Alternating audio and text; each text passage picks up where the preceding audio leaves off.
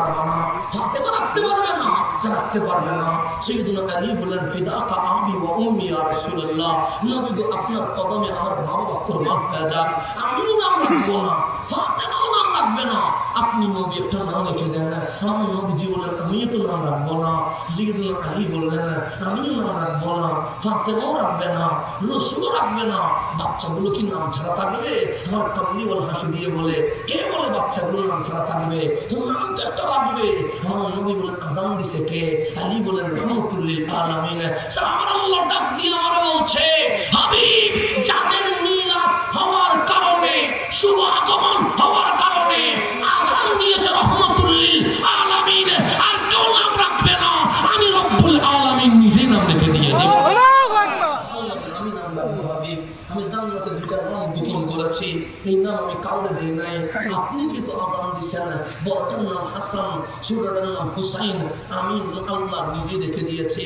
সাইয়েদুনা আলী বললেন এমন শাহজাদা পাইছি, আজান দিছে রহমতুল লিল আলামিন, নাম রাখছে রব্বুল আলামিন। দুজন বড় হতে রাখলেন।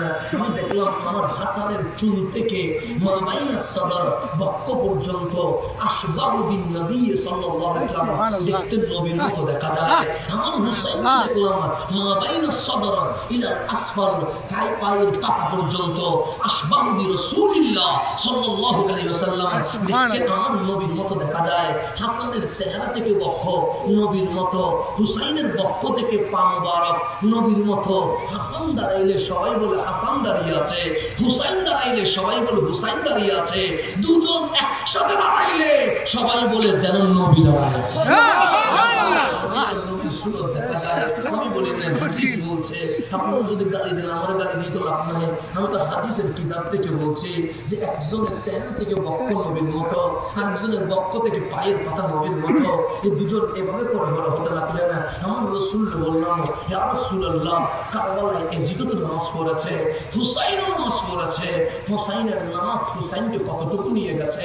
আমার কামলি বলা বসে আল হাসানু ওয়াল হুসাইনু সাইয়্যিদা শাবাবিল জান্নাহ। আরে হাসান হুসাইনের নামাজ শুধু জান্নাতি নয়, হাসান হুসাইনকে জান্নাতের প্রেসিডেন্ট বানিয়ে দিয়ে দিয়েছে।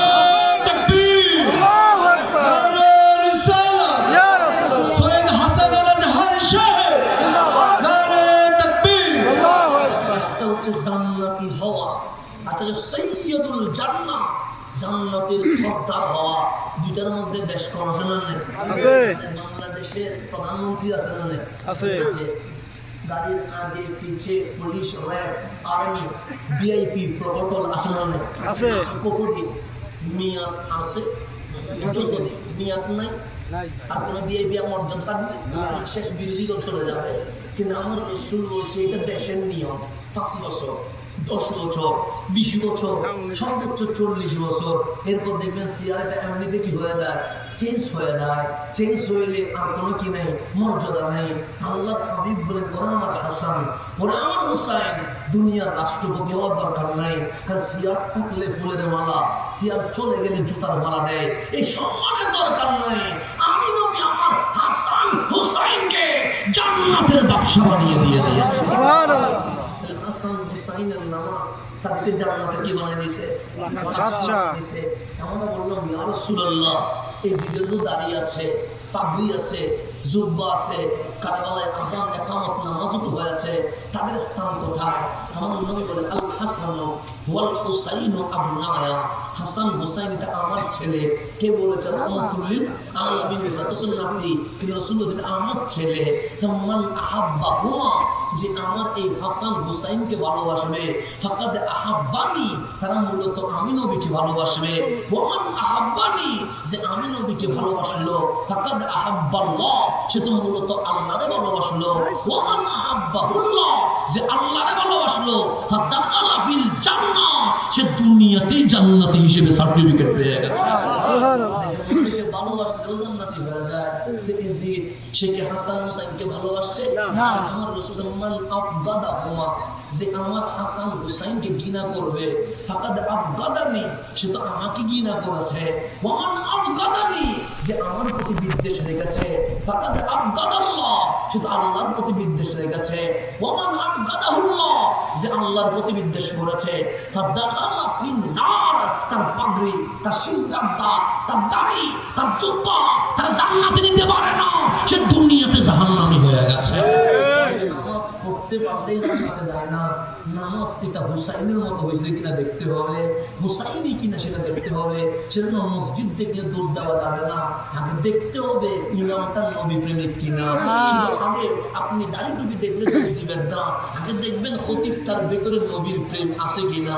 আপনি আযান শুনলে দৌড় দিবেন না, আগে দেখবেন ওই ইমামের ভেতরে আমার নবীর আহলে বাইতের প্রেম আছে কিনা। এগুলো দেখার পরে আপনি আস্তে আস্তে করে কি করবেন, সামনের দিকে এগোবেন। না বলে নামাজ পড়া যায় কিন্তু সকল নামাজ জান্নাতে নেয় না। হাসান হুসাইনের নামাজ ওনাদেরকে জান্নাতে নিয়ে যায়। আমার কথা কি বুঝে আসতেছে? বুঝে যাচ্ছে কোনো? ফেরেশতারা আমার কথা বুঝতেছিল না? আমি সিলেটের মানুষ, আমার ভাষাগত অনেক জটিলতা আছে এবং জড়তা আছে, কারণ চট্টগ্রামের মানুষ কথা বলে তো অন্য একটা সিস্টেমে। এগুলো বললে আপনারা কিছু বুঝবেন না, দোয়া করলে মনে করবেন দাঁড়িয়ে দিচ্ছি, আবার সমস্যা হয়ে যাবে। সুতরাং মাইন্ড করার দরকার নেই, যেটা বুঝবেন। এই ভাষায় আমি কথা বলি না, আপনাদের জন্য আমার কথা বলতে হয়, তার জন্য কষ্ট হয়, কষ্ট হলেও আমার বোঝানো দরকার। আপনারা কি বুঝতে কোনো ঝামেলা হচ্ছে?